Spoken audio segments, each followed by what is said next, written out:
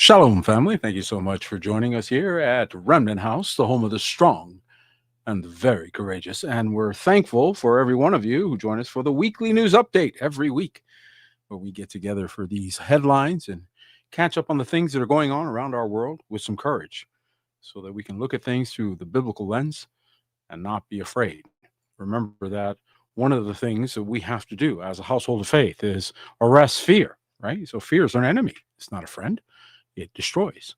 And fear has torment. So we have to arrest fear with the truth that sets men free and perfect love that casts out all fear. Amen and amen. And so thank you again to all of you lovely people, beautiful people of Yahuwah that come and join us for these weekly news updates. We're always thankful for that. And the way we like to do this is we have a website that we have for those of you that are just now joining us for the first time. And that website is at remnantwatch.com. That's remnantwatch.com. It is a labor of love. It is something that we have been taking on as a task for some time as a house, and not an easy task. And you'll find that it does not have any of the pop-ups and things like that you might find somewhat annoying in some of the other news sites. Now, I can't control what happens when you leave here, but at least here we give you a good summary. And you always have a banner at the top that'll take you right to the very broadcast we're on, the latest news broadcast. And there are always these survival guides and things that are available for you in the event of emergency. And so that's important. We also have the search bar because you are going to want to search for stories, especially as you're starting to track trends and watch what's going on in our world. It's something that we do all the time as we're paying attention to how many times something's happened, right? It's one of the things we start noticing is how many times have we said this? How many times have they said this? How many times have we been down this road? And then you start noticing that certain things just keep repeating themselves. And so that establishes patterns. And if you're like me, then patterns don't lie. Patterns are what we watch because people lie, situations lie. They're not always honest, or sometimes they're an outlier. Sometimes you have something that's not normal and it's out of the ordinary. And then the rest is the preponderance, if you will, of normal patterns, right? Patterns, patterns, patterns. And so grateful for those of you that are awake. And thank you, Jenny. I appreciate that comment. You are so sweet. I enjoy our conversations and our time together with our brother Moshe has just been extraordinary. And now we're over a year. That's a big thing for me. So I'm very thankful. And I'm very grateful for all of you that have made this your home, that are participating with us in this ministry work. And we're so thankful for you. And those of you that come along and just maybe enjoyed some of the work that we're doing here, well, we're grateful for the opportunity to serve you in any way that we can. It is, after all, a labor of love. In the name of Mashiach, amen and amen. And on that note, what do you say we get into the news? Huh? We got a lot to cover. In fact, I got to tell you right now, you really want to bookmark remnantwatch.com because I don't think I'm going to get through all the stories today that I just updated. And so there's a lot of stories that are coming out, a lot of things coming out. Obviously, we have a lot to cover with regard to news coverage or war coverage and things like that. So just understand that. Get on over to remnantwatch.com and you can be informed without being overwhelmed. That's one of the things we like to say around here. So you can be informed without being overwhelmed. And tonight's top story is they're testing humanoid robots and soldiers in the front lines of Ukraine. You may not have thought that should be the front story. You might have thought, let's go talk about the Iran war. I think you guys are getting plenty of coverage on the Iran war. You can't possibly scroll anything without someone showing you footage, coverage, something. It is literally filling the news cycle. So when that typically happens, I start looking at what they're not telling you, what they're not drawing a ton of attention to, and where we are headed. And this is a very ominous headline, if you will, because what it says is that they are seeking to subject men to machines. I want you to just see this picture. This is Terminator. You are seeing it. This is something we warned about. Yes, somebody says the T-1000. Yes, well, we saw it coming. And since when did we give authority of machines, pieces of metal, to govern men? And now we're gonna subjugate other men by saying, oh, well, we're gonna send our robot army to come get you. Oh, my. Where have we gone Where have we gone in this crazy world of ours? Where have we gone? Okay, so this is getting just a little bit nuts.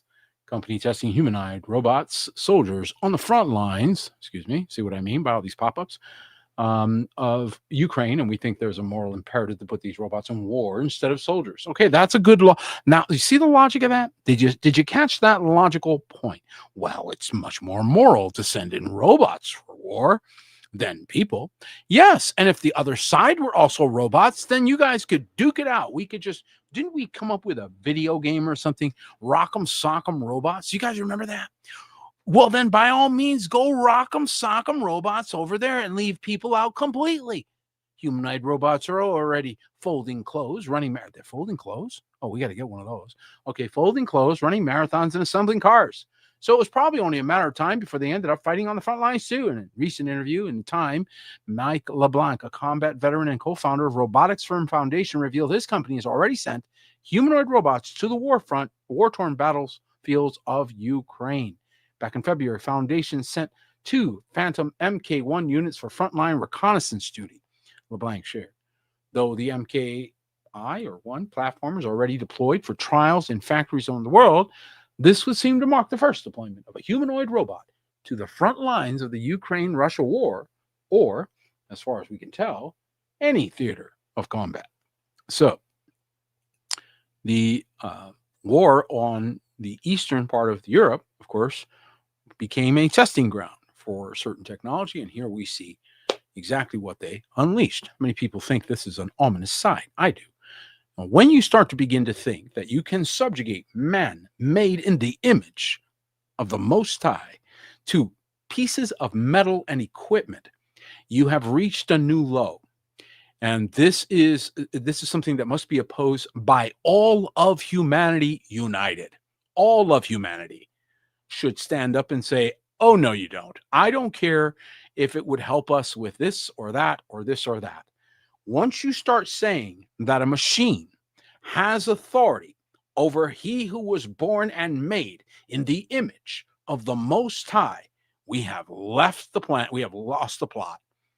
And anybody justifying that has lost the plot. And we need to remind them that humanity is not subject, nor should it be, in any form or in any place to machines. Not in that way. And so you have a humanoid, which is coming out as a bipedal, human looking and human acting machine controlled by a third party. And this is somehow going to be authoritative. That will be challenged, heavily challenged. And so, again, they're bringing out the idea where in the places that they can highly justify it, places where they can make it look like it's not such a big deal. Okay. And so, of course, everybody will look the other way going, yeah, let's go get that Ukraine. Yeah, we may, well, you know what? That makes sense. Let's send the robots in instead of the people. Yes, absolutely. Until the robots are sent against you. Then all of a sudden you went, wait a minute, when did we approve the robots? Oh, well, you did that when you said the Ukraine. Remember when you sent them over that way? Remember that? You remember. Okay. They flipped it on you. So many times what they do is they come up with things against people that you don't like as a group, wherever you are. So if you're in a Muslim country, they'll pick another country, Christians or something, right? Or secular. And then they'll pass something against them, which then gets used against you. It works everywhere. So whatever the bad guy is, whoever the boogeyman is in your country, they'll use the boogeyman, wherever it is, to pass something that you didn't see coming, and they flip it on you. They do it all the time. It's crazy how often they do it, and people just don't even notice, and there's no protest. There's no reaction. This is how you end up in slavery, folks. It doesn't happen at once. It happens in little 1,000 cuts, okay? 1,000 little cuts. And Russia is right now stepping up the game, so we're going to go back over to the fight. And Russia's got some equipment that, well, frankly, the U.S. doesn't have. And this was developed because of missile technology, because of the United States' supremacy in the area of missile tech. I mean, for a long time, the United States literally owned the floor when it came to missile tech. They were the top country in the world. And as a result, other countries, thinking that we'd eventually have to go to war with the United States, started planning accordingly. How can we defeat this? How can we defeat this supremacy? And as a result, they started to come up with technology that, frankly, now becomes difficult for The war, as we know it, should be ceasing at this point because there's no point. Nobody can win. So Russia's $900 million missile system just landed in Iran, and America has no defense against it. Yeah, none.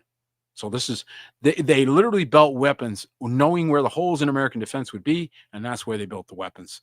So you understand that this is just mutual destruction here. Like, yeah, the Americans can put some destruction down on them, but boy, oh boy, they can drop some on you. Russians just delivered a $900 million integrated weapons package to Iran. It's delivered the S-400, not the S-300, okay, with 384 missiles, 4 of them, 24 Iskander-M launchers threatening every U.S. base in the Gulf, and 8 Bastion P coastal systems with 64 anti-ship missiles, Nabar-M radar that can detect stealth aircraft at 600 kilometers. So the Pentagon has privately admitted, assume all offensive operations are now contested. So no offensive operations will now go uncontested. And yes, we have seen this movie before. Russia just delivered a weapons package that Iran that makes everything America has built in the Middle East over the last 40 years strategically obsolete. You read that right, folks. That's VT foreign policy, by the way. If that's not a wake-up call, I don't know what is. It's a setup. And I'm going to tell you why it's a setup. and the pride goes before the fall.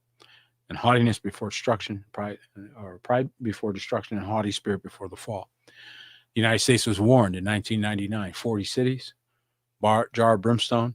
Letter to the Americans is on remnanthouse.org, remnanthouse.org. Go read it. You'll see what's coming. He promised that if the nation did not repent, that it would be plucked up and remembered no more. That's what he said. And as it is, they can't keep the corporation going. They can't even pay their bills. And now they're attacking everyone in the world. So the United States has a judgment that is coming from Yahuwah, and it is severe. So that is as clear as I can be. I went to 40 cities delivering a jar of brimstone, folks. Brimstone. So put that into perspective, because that's the seriousness of the judgments coming to the United States of America. And we already saw what happened to Israel. If you haven't, you need to take a look at the pictures. What did I tell you last week? What did I tell you? I said, hey, I can't show you it to you because they've made it illegal to do so. But if you just look, you'll see it. Well, now the whole social media is flooded with it, right? So they couldn't hold the flood back. But nevertheless, I told you, if you go look, you're going to see it. And sure enough, what have you seen? Would you like to move there? Would you like to go there? Want to go live in Israel right now? I saw it when it was pristine. I'm very grateful that I got a chance to do that. And any country except for U.S. and Israel can now pass through the Straits of Hormuz, the Iranian foreign minister has said. So they are literally changing the Middle East right before our very eyes. A powerful storms. Iran said on Saturday that all countries beside the U.S. and Israel may pass through the Straits of Hormuz. So if you're not Israel, you're not the United States, you're good to go. What does that tell you? Israel's already destroyed, more or less already destroyed. I mean, if you looked at that, it's pretty bad. And what's left? Well, they just told you. They just told you. All right. And I wouldn't be surprised if we end up in 4 pieces. So basically, the Straits of Hormuz is open, according to the Iranians. It's just not open for you. So this is our part of the world. You want to drive through here? You're not going to be allowed to. Americans, you're not going to be allowed to. So that's their position, and that's what they're doing. So the Straits of Hormuz is a very narrow spot. I don't know if you're familiar with that. When I was in the Navy, we were stationed over here, so it's very scary to be stationed over there because you really are far away from home. Let me tell you. And it becomes very dangerous. And of course, President Trump has threatened to destroy Iran's oil infrastructure on Kark Island, energy hub through which 90% of its oil exports pass, if it refuses to allow safe passage. So the United States is trying to use threat of force. Well, unfortunately, even though the United States probably could pull off the attack, the repercussions would be quite severe as well. And so this is something else. Also, Rumor is that Russia and China have made it clear that if you use nuclear weapons, plan on being attacked with nuclear weapons. So that put the cool on nuclear big bomb, the big one that he was talking about last week. That put the cool down on it because they're saying, look, you push that button, you send it to our neighborhood. You're going to send it right down our street, right next door. You're going to drop that next door. We're going to drop something next door to you. Whew. That chilled everything down a minute. I said that chilled things down a minute. We don't need no world war, and we don't need to try to be fulfilling scriptures that were long ago fulfilled. So they're playing games with people. They're playing games with the minds of people. And they've got people convinced they're in a different timeline than they are. And they're playing a very, very bad theatrical performance here with one intention, to bring the nations back to a war again. And boy, oh boy, here we go. And of course, Trump tried to manipulate his way out of this. He warned of a very bad future if NATO allies refuse to help open the critical straits of Hormuz. Well, that may be true, but the question is whose bad future? Because frankly, all of the NATO countries who he was tariffing quite heavily are now just happy to go work with the Iranians. So much for that plan. Okay. And I mean, this backfired bigly. It was tremendous, just tremendous. Big time backfire. Why? Because arrogance, again, was the problem. And President Trump on Sunday warned NATO faces a very bad future if allies fail to reopen the crucial Straits of Hormuz as oil prices soar during the Iran war. So you see this? Trump said in an interview in the Financial Times that European nations and other global powers that rely on Gulf oil should join a U.S.-led effort to secure the waterway. And instead, what those countries did is say, hey, how about we just go tell Iran, we're not interested in this fight. You guys, do we have a problem? And Iran's like, no, we don't got a problem with you. We don't got a problem with you. And so they just straight ditched the Americans right there. Now, Trump's point about defending people that won't stand with you, totally good point. Pull everything out. He was making this point, 8 years ago, whatever it was. And I think it was valid then. It's more valid now. He saw something that we needed to see, and we're seeing it now, and that's that the Europeans never did have our back. And they were happy to take American money, they were happy to take American troops, and they were happy to take American weaponry and defend their lives while they got to do whatever they wanted to do. So they hired the Americans to be their policemen and then didn't pay them, which is basically what happened. And more or less, they got tired of it. Now, Trump is saying he doesn't want to do that anymore, but then you can't call upon them. So it's one or the other. Okay. And so now he's talking about being locked and loaded to destroy Iran's crown jewel if we want. Trump says, we can do this if we want to. Yeah, we can. You could, but you're starting to find out that there's repercussions for all your choices, and you're not in a vacuum where you get to do something and nothing's going to happen to you. And so people's lives are at stake here, folks, and this is getting serious by the minute, more and more for the world.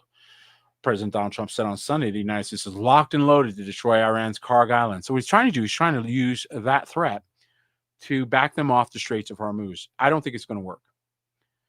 Speaking to reporters aboard Air Force One, Trump referenced previous U.S. strikes on the island, which he described the crown jewel, leaving only the section that handles oil pipelines intact. I think Iran's literally fighting for their lives. I think Iran knows that if they give in here, they are done. All the leaders know they are done. They will be literally burned in the street of their own country. So they can't give in here. They absolutely can't. Even if it means they don't have any oil, even if it means you destroy all their infrastructure, it gives them the high ground. You look like the bad guy, you look at the bully, and they come out, coming out better actually than they would have otherwise been, especially if they do anything humanitarian for their people at this point. Yeah, they're going to come out better off. But they did kill tens of thousands of people in protests, right? So the Iranians have mixed feelings about this whole situation. You're seeing reports coming out both directions. And of course, the Iranian army or the military attacks in the Straits of Hormuz are continue to threaten and of course, driving U.S. gas prices to record highs. So that's why you're seeing prices going up. It's because of the supply of oil. And as the war enters its third week, U.S. military officials say 6,000 Iranian military targets have been struck, including ballistic missile sites and air defense systems that Iran Navy has been rendered, quote, combatively ineffective. Well, it's not rendering their missiles ineffective because I haven't seen a slowdown in Iranian missiles hitting Israel at all. Yet Iran continues to maintain a stronghold over a tiny elbow of the water called the Straits of Hormuz. And they do control that. It's a choke point. It's a huge choke point, especially when you have hypersonic missiles that can come at you at Mach 16 or Mach 14. I don't know of a weapon system that could not only shoot it down, but shoot it down far enough away that when it gets shot down, it doesn't still get you. A lot of people forget about the momentum of a missile. I was a missile tech in the Navy, for those of you that didn't know that. So I used to work on Navy. I was a Navy destroyer, and I used to work on the missile systems. Mark 26 was my particular launcher long ago, old ones. But and we had to have anti-aircraft missile systems to take out aircraft. And that was a big deal because you learned about how much what your weaponry could and couldn't do. One of my concerns was how much of the weaponry on those boats was even working. Because my experience in the Navy was a whole lot of it wasn't. So it doesn't surprise me that there's rumors that the sailors aboard the USS Ford, I believe it was, they set fire to their own boat.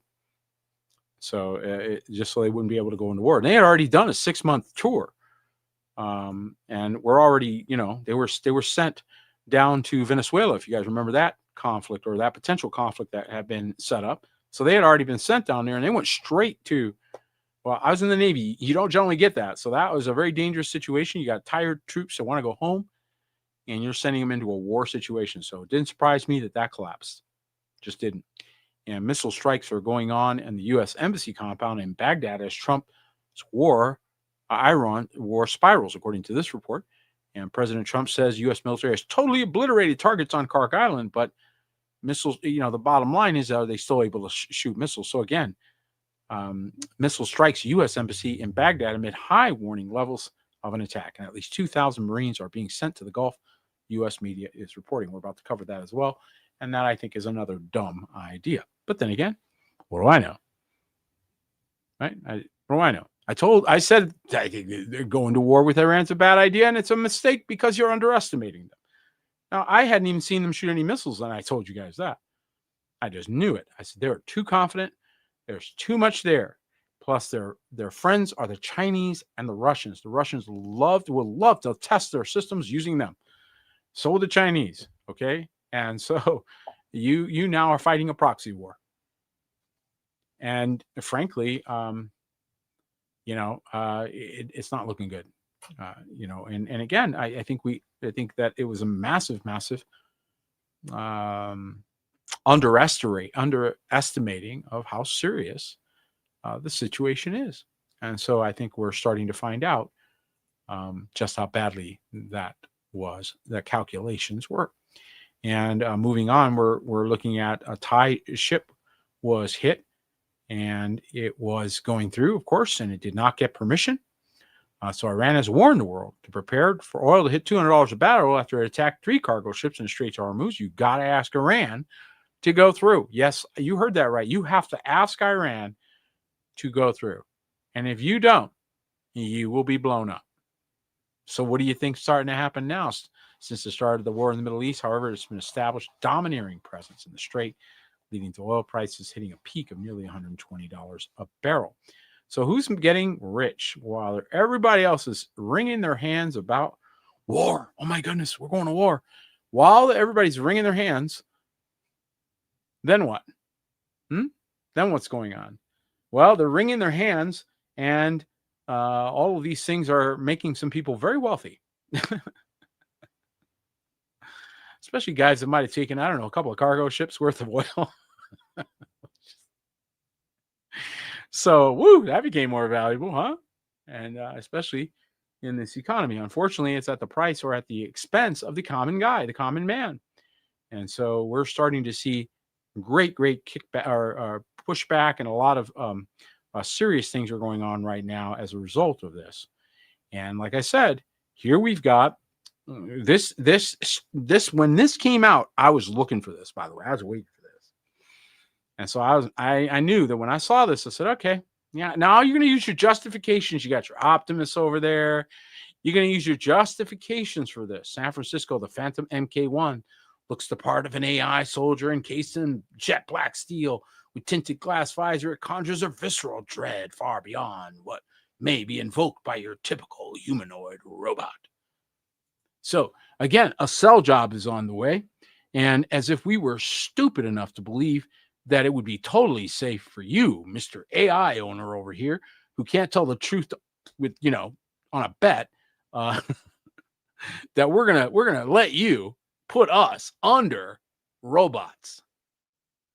We're gonna let you do that. All right, you guys on board with this? Okay. Because I'm gonna tell you right now, this is crazy town. Crazy town. So Phantom is being tested in factories and dockyards from Atlanta to Singapore, but its headline claims to be the world's first humanoid robot specifically developed for defense applications. Defense applications? I love how they use the word defense and then they start going on offense. Where's the offense applications? Because that's usually what we see. Okay, we see offense applications, and Foundations already has research contracts worth a combined $24 million with the U.S. Army, Navy, and Air Force, including what's known as the SBIR Phase 3, effectively making an approved military vendor. Won't matter. It can be hacked. The technology today is so powerful, it can hack all this stuff. Frankly, I don't know why in the world they haven't figured that out with the drone technology by now. I don't know what's going on with that. They really need to hire new consultants because they don't really understand the technology. And as a result, they're continuing to lose when they shouldn't be. I'm just saying. They shouldn't be. They shouldn't be defeated by a single Iranian drone. Not one. And that's not an idle boast. That's just the tech is. It is what it is. And we're smarter than this. So I'm kind of sitting back going, who's setting us up? What is this? What are we really seeing? And everybody's talking about Gog Magog wars. Okay. So this is a manipulation at a level that we haven't seen in a while. And here we're seeing that Trump is now going to deploy 5,000 Marines into a kill box. Okay. As boots on the ground fears grow after 13 U.S. troops die in Iran war carnage. Well, I got news for you. A whole lot more are about to die if he sends them over there. They may blow them all up at once. I'm not kidding. He's deploying thousands of U.S. Marines to the Straits of Hormuz amid mounting fears that America is set to put troops on the ground as the world's oil supply is strangled. And Secretary of War Pete Hegseth approved a request by U.S. Central Command for the deployment of a Marine expeditionary unit, typically including several warships and 5,000 troops. 3 officials told the Wall Street Journal. So they're doubling down. They're not backing up. They're taking it on. And this is going to end bad. It's going to get worse. So all talk of, it's going to be calming down. Well, not if you keep pushing on the Straits of Hormuz. And now we did see some hackers join the U.S. and Israeli effort against the Iranians. And so we saw some of that. And U.S. intelligence military strikes in Iran are playing out in the land and sea. And of course, cyber attacks help the U.S. and help the military to find targets and discover where things are. This is, again, why security is critically important and why those systems are so porous.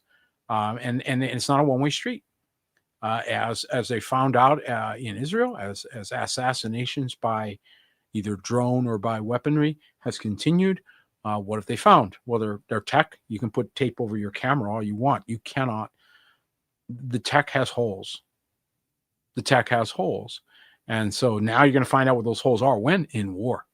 In war is when you're going to find them out.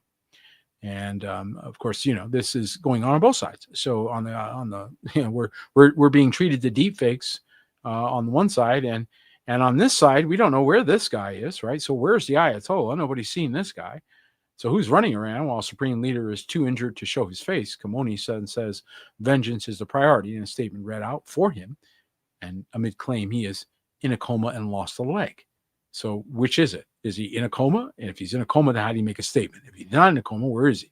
So this is a moment of statement on behalf of Iran's new supreme leader, was read out on TV, and amid rumors that he's in a coma, lost a leg, or is even dead. And the written statement attributed to Mojtaba Khamenei, 56, was read out by a news anchor in the state on state TV this afternoon. And of course, he didn't appear. So here we got leaders that are not appearing. The statement says Iran would not refrain from avenging the blood of its martyrs. An Iranian leader who took over from his father following his assassination on February 28th, added that while he believes in maintaining a friendship with the Iranian Gulf neighbors, attacks on U.S. bases in the region will continue. So they've already threatened all of the U.S. bases throughout the region, and my expectation is they're going to carry out that threat. Now, on the wishful thinking side, we've got this. Trump says Iran war will end very soon, just very soon, just going to be over no time at all. And he just predicts lower oil prices. How's that prediction working out? Not very well. President Donald Trump at a press conference at his club near Miami, the war against Iran will end very soon, but not this week. He also predicted that oil prices, which has surged above $100 per barrel to fears that the Straits of Hormuz will remain effectively closed, will drop. Trump spoke earlier in the day and Russian leader President Vladimir Putin about the war which the U.S. and Israel began on February 28. Oh, those talks must not have gone so well because Russia sent the S-400s to Iran.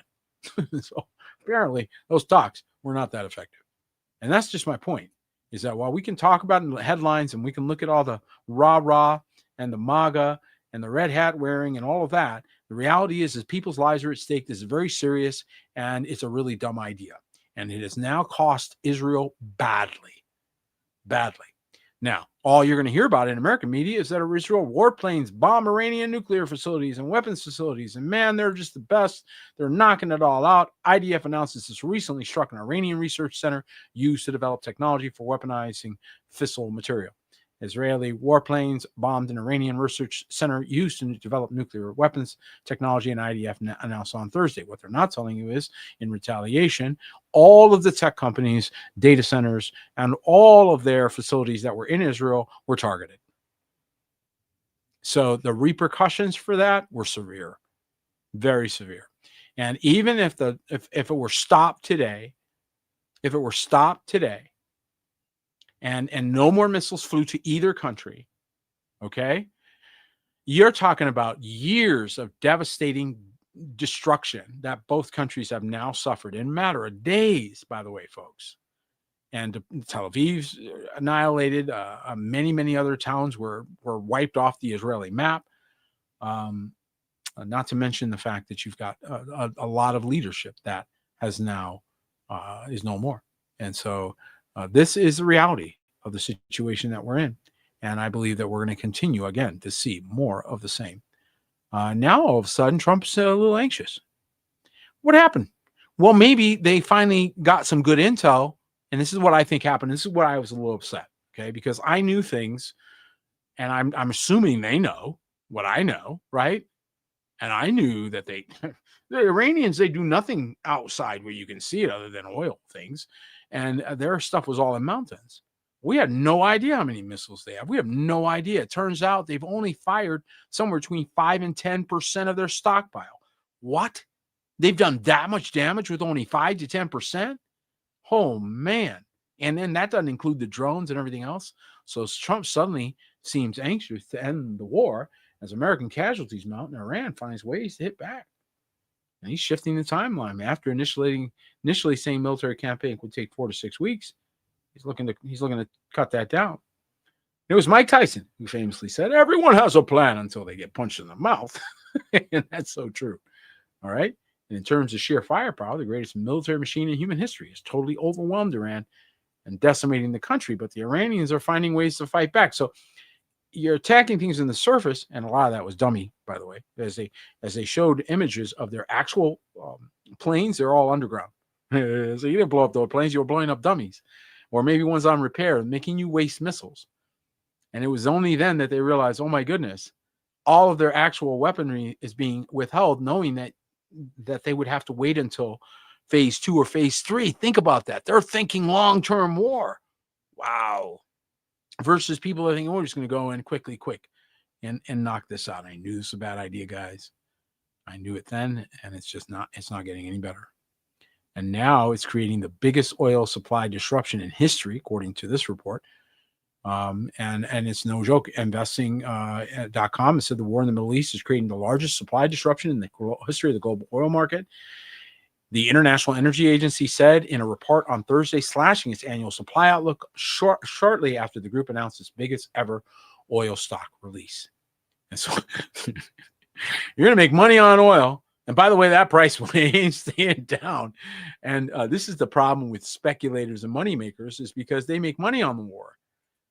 So you got forces that are, kind of working against the benefit of the common man in any country, by the way. So we're talking Iran, common man getting thrown under the bus. Israel, oh my goodness, common guy totally thrown under the bus. Take a look at the United States of America. I think you've seen the common guy, the average guy, the every guy getting thrown completely under the bus. Wait till you see the food prices that are going to come as a result. It's not just to mention gas. Isn't that food have to be transported? Isn't gas going to affect the cost of transport? Yes. Does it touch every part of the economy? Absolutely. And so this dramatic increase in costs is going to hit a lot of people. And sure enough, Iran declared U.S.-Israeli economic banking interests in the region are now targets. The IRGC released a list of offices and infrastructure run by top U.S. companies with Israeli links whose technology has been used for military applications. So it's coming to blow you up. And so there's a lot of this, by the way, that used to be in Israel. I don't think it's there anymore. It's been Iranianized, but nevertheless, it was there. So, and they threatened to attack economic centers and banks related to the United States and Israeli entities. So those that thought the central bank was going to go in there and put it in there and they were all going to bow to Iran, well, Iran's coming for your buildings. So again, just pointing out how dumb an idea this was and how many people now are getting hurt and how much destruction has happened. And why? Well, you attacked a country that you thought was going to attack you. You thought they were going to attack you. So you got good intel they were going to attack you. Isn't that kind of like cheating on somebody because you thought they were going to cheat on you? I digress. I don't know how that makes any sense. But nevertheless, 2 tankers were attacked in Iraq waters. Oil terminals are suspended. 2 oil tankers, another 2 oil tankers were been attacked in Iraqi waters, promoting the nation's oil terminals to suspend operations. So what is that doing? That's causing the oil problem to get worse. The more attacks they have, the more people, the more companies and countries are no longer participating. They're too busy trying to defend themselves. It's a bad idea. Always was and always will be. Thousands of Chinese boats, did you know this, were massing at sea, raising questions. Are they about to do the Taiwan dance? We don't know. Is something else going on? We don't know. About 2,000 boats were out here in December, and in January it was about 1,000 boats, and thousands of Chinese fishing boats have been massive in geometric formations in the East China Sea, in coordinated actions that experts believe are part of Beijing's preparations for potential regional crisis or conflict. Monitoring ship tracking data on Christmas Day, Jason Wang could tell something unusual was underway as fishing boats swarmed into 2 parallel inverts about 400 meters. And I got to tell you something. Yeah, a war, you don't know what's going to be used or commandeered. And civilian craft can be used if no other reason than to slow down or cause changes of course, all kinds of reasons it could be used. So we are now looking at setup for maybe more war opportunity. And you couldn't really say anything because how can you stop another country from deciding to attack another country when you just did it? So, I mean, all gloves are off all over the world at this point. That's what World War is. World War is the purge where countries do a purge. That's what World War is. All countries do purges, whole countries. They don't just neighborhoods, in whole countries. And the word is out to purge Israel. So a lot of countries are now looking to cause regime change in a different place. And when you sow regime change, be careful. You might reap it. And so there's a lot now that is starting to affect the nation. And I believe we're going to keep seeing more and more results of that. I'm going to move along because we got a lot to cover. And it's daunting, to say the least. Let me see if we can get away from some of these ads too. By the way, did you guys know that Kilauea did erupt again? So the Earth is reacting. And this has got nothing to do with people. This has got to do with just Earth reacting. And so we're seeing a reaction there at Hawaii's Kilauea volcano began erupting on March 10th, and fragments as large as footballs threatening nearby communities, and they're spewing out. And so it's the Earth responding to what's going on. And I want to tell you something. The scripture tells us the Earth vomits out its inhabitants. So I would not be surprised to begin to see Earth reacting more dramatically in the days to come. And one of the things I said, I was talking with my brother Jeff about this. Jeff, you on here? You can't go to war with China. They sell us our Band-Aids. You can't go to war with China. They sell us our supplies. What did Jeff say? He says, we can't go to war with China. They'd have to sell us the bullets. It's just nonsense is just gone too far. And thankfully, maybe the world is seeing it. Maybe we're all needing to see this. Maybe this is good in that we all see it and go, this is stupid. Yep, it is. And where do we end up? Back at a table. Oh, what a shock. Who could tell that we would end up back at a table, sitting down to talk about terms and conditions? And so, of course, stockpile medicine to avoid shortages, the advice that people are giving. And during the Iran war, pharmacists are telling, well, frankly, this is coming out of the UK, but I think it's good advice everywhere. So they're telling patients in the UK to make sure they have vital drugs and they don't do the, what do they call that? Just-in-time inventory? Yeah, don't do that. Don't do that. Now is not a good time to be doing just-in-time inventory with your health requirements or health supplies. So get ahead of that in case there's disruptions that you didn't anticipate in areas like that. And that is going to be probably a problem moving forward because trade deals are going to become a lot harder. It was one thing when America had sort of the corner on things. It doesn't anymore. And so as a result, this was a massively overplayed hand that the American people will suffer from. Speaking of suffering in America, the housing nightmare in America has gotten from bad to worse. And the best state to buy a home is banks suddenly seized thousands of properties. So the foreclosure rate is going through the roof. Just weeks after Indianapolis was named America's city to buy a home, the state it sits in has been hit with an alarming distinction. Indiana now has the highest foreclosure rate in the entire country. In February alone, the state recorded one foreclosure filing for every 1,597 housing units, more than double the national rate of one for every 3701. That means people are probably spending too much and the economy is too unstable. The ranking of America's top housing market came from Zillow, which weighed factors including home pricing trends, affordability, and projected market growth. Indiana topped the list with typical homes around $283,000 and values set to rise about 2.9% this year. Now, the market offers buyers a rare combination of affordability and price gains. So a lot of places are dropping because they have too much inventory. I mean, banks are not supposed to be holding houses and they got too many. In 2012, I said there's 3 million homeless and 20 million empty houses. There's probably a lot more now. So we're seeing it now. I want to quickly shift gears. I said something last week and I said it on Shabbat as well. And I'm going to say it here. Many times we're looking at these war things and we're looking at the war footage and we think that's all there is. And I want to point out that America is under siege of a different kind. We've got the biggest wildfire in Nebraska history, continues to burn out of control. This is not contained, folks. 3 fires have burned some 600,000 total acres, smoke everywhere. And so this is not a small thing. 3 major wildfires, including the largest one in Nebraska history, have burned around 600,000 acres of land in central and western Nebraska, remaining 0% contained on Sunday after killing 1 person, officials said, and will be responsible for a serious interruption in the planting and harvesting of food in the Midwest. So big deal going on there. And this is why we have to keep paying attention because, again, if we get lost in some overseas stuff that may not even affect us, but we don't see the things that will, well, we can't plan accordingly. So a wise man sees trouble afar off and hides himself, according to the scripture. And it's not all that's going on. So again, we warned about this in the book of Hosea. It tells us that you have to repent for idolatry. If you don't, this is what you get. You get the whirlwind. And megastorms wreak havoc on Midwest as thousands of flights are canceled with 18 inches of snow and wild thunderstorms putting 200 million in an urgent alert.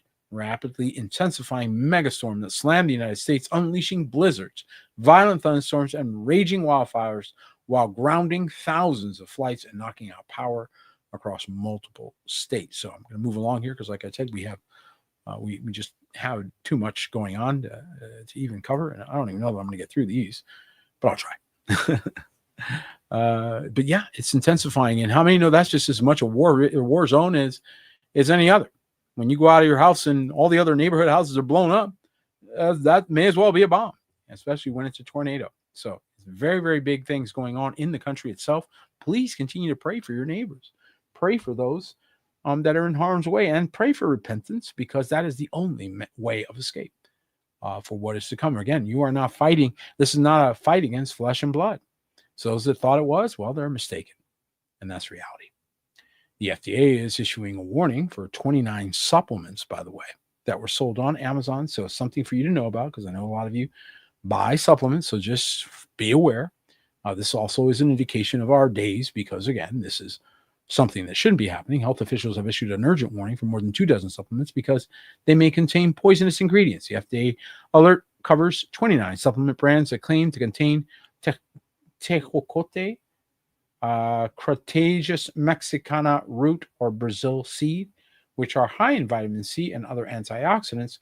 Limited evidence suggests they may promote weight loss. However, the FDA analysis found the supplements actually containing yellow oleander instead of the labeled ingredients. And yellow oleander, also called Thevetia peruviana,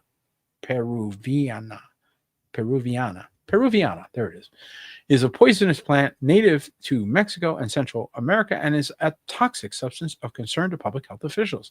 So they swapped out. They said it was one thing and it's something else. What a shock. And so they're warning about this. So the FDA has warned about this. You'll find this story on there if you are concerned. If you're a supplement taker, please go on over to remnantwatch.com, find that story, and take a look. There's a few of them that are on this list. And rather than try and cover that here in the broadcast, just go on over to remnantwatch.com and take a look. Again, if you're one that orders supplements from Amazon.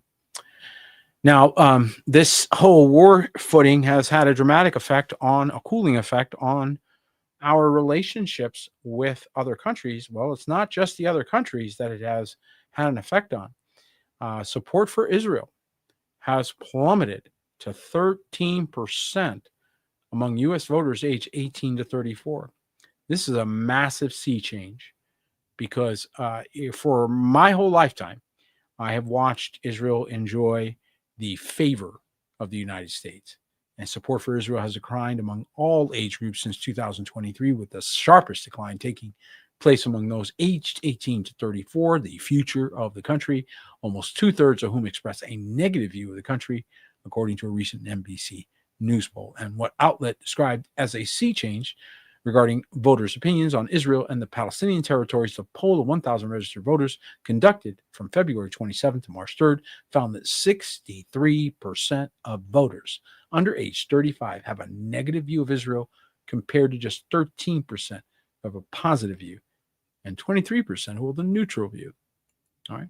Now, we do tend to feel sorry for countries that are hurting or somehow in trouble. So we generally feel really sadly for, we're a humanitarian-hearted country, and at least the people are. So what does it say that a country that's being bombed, a country that's being attacked, a country that is being decimated, it's not generating sympathy? And this is really the first time that I've seen this in my adult life. And I believe it was because of the sequence of events. Had they never done the Gaza thing, and they just go attacked by Iran, that would have been a different story. But Gaza, okay? And that is what we saw. That Gaza thing was too much, and you lost all high ground. Any high ground you enjoyed at that point was gone, because people were too critical. So I think that's why you saw so many that were reacting that way and are going to continue to react that way. I think it was just too much for them, and way too much for me. So I think there's no good use of a bomb and no good use for this technology. And of course, they continue to use it. It's very sad. And Mr. AI, Peter Thiel, is changing gears here for a minute. And he's doing lectures about the Antichrist in Rome. So he's got people now. This guy, Mr. AI, he's going to preach to us about the Antichrist. You see what's going on here? If you can't smell manipulation, then you're not paying attention. It's behind a paywall, folks, so I cannot show you anything. But Financial Times is famous for that. But nevertheless, I thought it was very interesting that they're talking about Peter Thiel revealing, that the Catholic Church is the Antichrist and what have you. And again, there's lots of things. There are many Antichrists in the world, anti-Mashiach. But I think it's very interesting who is being, sort of the man for making this message. And The key word is Antichrist. They are trying to keep putting this into the mind, into the psychosis or the psyche of humanity. It's creating a psychosis. And we have many Antichrists already in the world. We're in all kinds of colors too. And now we're going to see the effects of it. So this consumption with futurism has caused us to walk to the brink of destruction. And you've got whole country leaders are still pumping this stuff for a reason. It has an effect on their people, and they know it. But I'll tell you, it's not all positive because some people are really getting upset. Thousands of workers are striking at one of the largest meatpacking plants in the U.S. This isn't good. Don't worry, though. There'll probably be absolutely no shortage of McDonald's burgers. Just won't be affected. Just saying. I mean, I just wouldn't expect there'd be any problem at all. Thousands of workers of the world's largest meatpacking company began a 2-week strike on Monday in Colorado, threatening to make already costly beef even more expensive for U.S. consumers. And in the sun rose, employees picketed outside the Swift Beef Company plant in Greeley, one of the largest slaughterhouses in the nation that's owned by JBS USA, walking back and forth in the morning cold, bundling in blankets, and some yelled, "Huelga." I don't know what that means. Spanish for strike. Oh, okay. I didn't know that word, so that's interesting. Others wave signs encouraging people not to buy from JBS. So you're attacking the company you want to do business with, and you're telling people not to buy from them. How are they going to pay you? See how stupid this is? How are they going to pay you? So you're going to destroy their business, because that's what this would eventually do, or at least it's threatening to. So it's a different form of warfare. So you're going to destroy their business, destroy it because they're not willing to pay you what you want. Here's the thought. Go find a different job. I know it's challenging, but it really, really beggars belief that this is the best way for people to solve these things. I've been watching this again for decades, and I understand the right to protest, and I understand the right, but some of this makes no sense to me at all. Best way to get a hold of that company is for all you just simply to quit and go start another one. And sometimes they do. But this thing that they're doing right there, that doesn't make a lot of sense to me. Sorry. Especially when the United States is in a difficult economic situation, and beef prices, you already know that there's going to be pressure on food, and you're not going to get any sympathy from the public doing that. So that was a bad move. I don't think it's a very good idea. But nevertheless, what do I know? I mean, sometimes I wonder. And see, this is what I'm trying to say is look at this headline. I can't get to them all, so I'm going to do my best, folks. Supermarket shelves are set to empty as fruit and veg growers warn that they will have to halt production. Look at this. They will have to halt production. And they started this effort right in the spring. So, farmers need supplies. All kinds of things are happening right now. It's very critical. And basically, I think you've just assigned the world to famine. The supermarket shelves are set to empty. Fruit and veg growers have warned as they face needing to halt production due to the rising costs sparked by the war in Iran.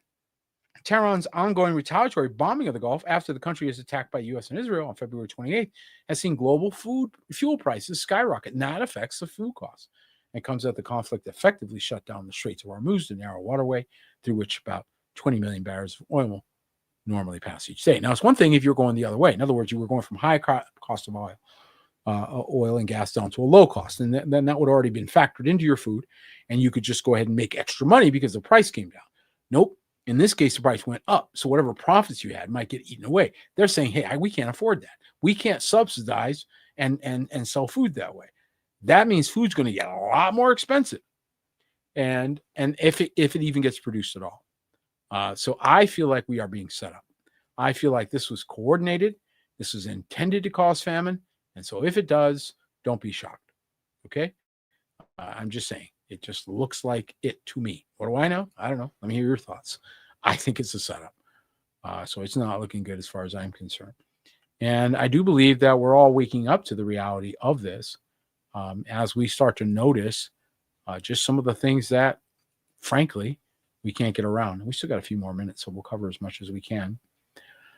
One of the things that I thought was really bizarre, so on top of the robot thing, and some of the other tech that we're dealing with, we're also dealing with Jurassic Park. Yep, Jurassic Park. Remember that? Remember that movie, Jurassic Park? I know that's dating me. It goes way back there, but back when I used to still watch a movie here and there. I don't do that much anymore. But this is interesting. So scientists really did. Can scientists really resurrect the dodo bird inside the company that says it can? So now they're bringing back extinct species. What could go wrong, folks? What could possibly go wrong with bringing? I mean, we all saw the movie, right? We're getting treated to. We got the Matrix going on. We got we got the Matrix. We got Terminator, and now for fun, we're going to throw this into the mix as well. Can we resurrect animal species that have been extinct for thousands of years? Jurassic Park. Such weighty existential questions were once the preserve of science fiction, but now are being played out with an unassuming brick building in Dallas Business Park. And Colossus Biosystems, valued at $10.2 billion after raising hundreds of millions of dollars funding from investors, including celebrities spanning from Tiger Woods to Paris Hilton, has provoked a stampede of acclaim as well as denunciation after announcing last year it had made the direwolf, a species lost from the world for more than 10,000 years, de-extinct via the birth of 3 new puppies. So once they figured out how to do this, yes, they do, Hadassah, pre-warn us with their meetings. You're absolutely correct. And a good call. That's correct. And so I think that's one of the ways that they do disclosure. And so that we can know ahead of time what's heading our way. And I also think that we help bring it to pass by thinking about these things. So that doesn't help. By the way, I do see this, and I think it's a great thing. So continue to pray for the FCC to threaten and throttle news broadcasts over hoaxes and sharing false news, fake news. We somehow got into the habit of this, and this needs to stop. And so I'm not going to go over this big time, but the Trump administration is going after communications licensing, and the FCC is now clamping down on misinformation being used. So is this a good thing, or is this just more, sort of heavy-handed tactics? We're going to wait and see, but it's not looking good. And the housing nightmare in America is just going to get worse. So again, keep that in mind and be wise out there.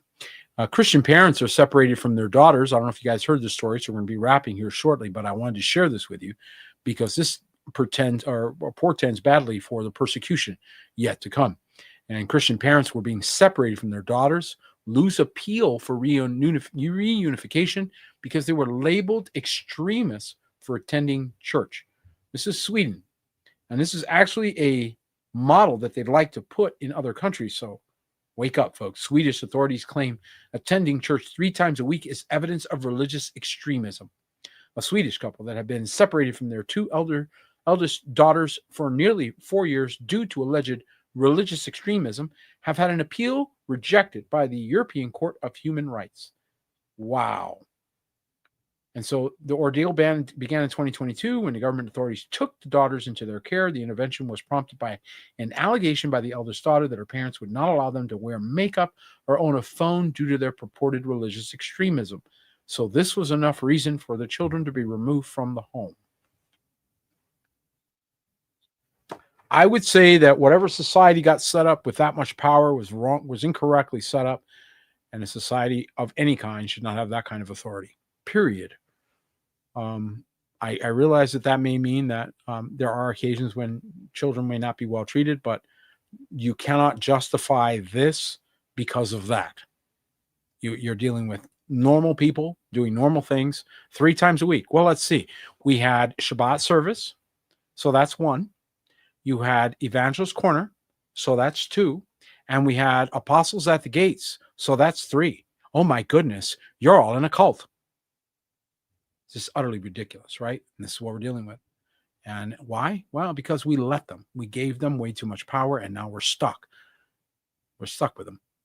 Last story, folks, I got to share this with you because, again, we keep seeing this. Well, let me see about this one. No, the airports are already getting shut down, and panic-stricken markets are losing faith in Trump, right? So you don't need me to talk about that. You already know that.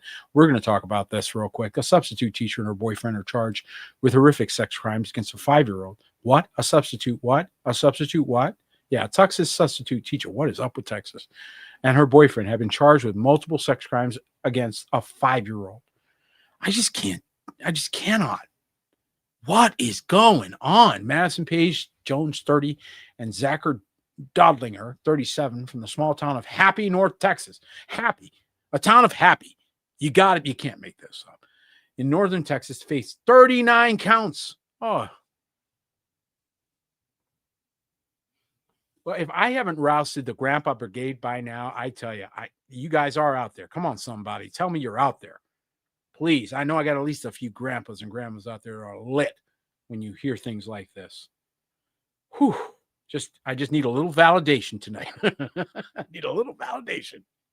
Okay. Twisted couples alleged abuse took place between December 5th and the 17th of 2020. This just happened. It involved a young girl, police say, in Midlothian, Texas. Cops were called on December 17th to investigate reports of sexual assault involving a child and arrested Jones 2 days later. This is beyond sick. The woman who made the call identified herself as a friend of Jones, said she had concerns with Dudlinger's behavior toward a 5-year-old child in Jones's home. Court documents obtained by News 10 show. So got a little comfortable, and somebody picked up the vibe and said, "You're a bad guy." Okay. So how did this guy get caught? This is the story here. The story isn't that this wicked man existed. The story isn't that this couple is doing wickedness. We knew that. The story is finally good people stopped letting them get away with it. That's the story here. Finally, there's an old saying, evil triumphs only when good people do nothing, or something to that effect. When good men do nothing. And so this is very true. And it's too late once evil's overruling and once evil's in charge. Now you got a bigger problem. So you got to catch it when you see it. You got to stop it. You got to say, no, not on our watch, not in our country, not in our neighborhood, not in our state. And I understand that Florida just changed the law to apply the death penalty to pedophiles. And I applaud this wholeheartedly, because we realize that there are people that probably need therapy because they were abused. Listen to me, because we're not without compassion. We're not without wisdom and understanding. So there needs to, on addition to that effort of punishing, saying, if you do this, you cross this line, you're done. But you also need to aggressively, watch this now, you have to aggressively go provide therapy and help for those that were themselves victimized, because that's how you get, you create the opposite. You create the new victimizer, the abuser. That's the word I was looking for. That's how you create the abuser, is you create them from the abused. You won't find abusers who just suddenly decide to do this. They were abused. And so that's how they got that spirit. That's how they got that demonic attachment. And if it didn't get arrested, it comes to fruition and it replicates itself into the next generation, just like a zombie or something, or whatever. So you have to intervene, not only in the event that it occurs, but you also have to bring intervention into that person's life. That's just 30 years of ministry speaking, folks. You cannot expect change without ministry in that situation. And this, unfortunately, is not always repairable. Many times they have been overly victimized to the point where they can't get over their obsessions. And as a result, they end up victimizing somebody. So their own victimization became an obsession. Does that make sense? And as a result, many times they become victimizers. So we need to pray for people that have been victimized, because apparently, look at the E.P. Stein files, right? We now know, oh boy, this was systematically done. So how many now potential abusers do we have out there? You see my point? So we have to be compassionate before they, cross that line. And once they cross that line, it's like they became full zombies at that point, and I don't know what to go from there. But if we can catch some of that beforehand and help those that were victimized themselves, like this poor 5-year-old girl needs a lot of ministry and therapy now. What she's been through is horrific and will stay with her whole life. So that's sad and it's real. And this is why we need you, my brothers and sisters, to be praying. I've gone a little over our normal time today, but I want to take a few extra seconds to encourage you to please, please, please pray one for another, to pray for safety, security, to take each other's lives seriously. I want you to think like there's bombs falling around you right now. Wouldn't you want to huddle together and bring your family and friends and brothers and sisters together in faith? What if it were dropping right now? Wouldn't you want to be like, hey, let's get together with the household of faith? You don't want to be with those who will victimize you in a shelter or some other place where they know you have no place else to go. You need to be among those who would love you, care for you, and provide for you and keep you safe. This is why the remnant must now act. You can't wait. I've been saying this for years, and unfortunately, you're running quickly out of time. Judgments will be coming to the United States of America. We just don't know where. And again, it doesn't have to be a bomb. It could be a cyclone, could be a fire, could be a bunch of other nonsense. So this is why it's important that we, just like they're reorganizing, we need to reorganize. Just like they're reestablishing new lines, so do we. This is the time we're in, and we need to pick it up and understand. Well, that's it for tonight. I pray this broadcast has been a berakah to you. It's been a good broadcast to go through these things. Don't let them bring you into a place where you are anxiety-filled. Remember that Psalm 2 matches with Ephesians 2. Ephesians 2 tells us we're seated in the heavens with our Mashiach, in heavenly places. And Psalm 2 tells us we sit in the heavens and laugh at the plans of men. And so don't let them control your joy. Instead, remember you win, for he has given you the victory in Mashiach Yahushua. Well, thank you so much for joining us. I pray this broadcast has been a berakah to you and your household.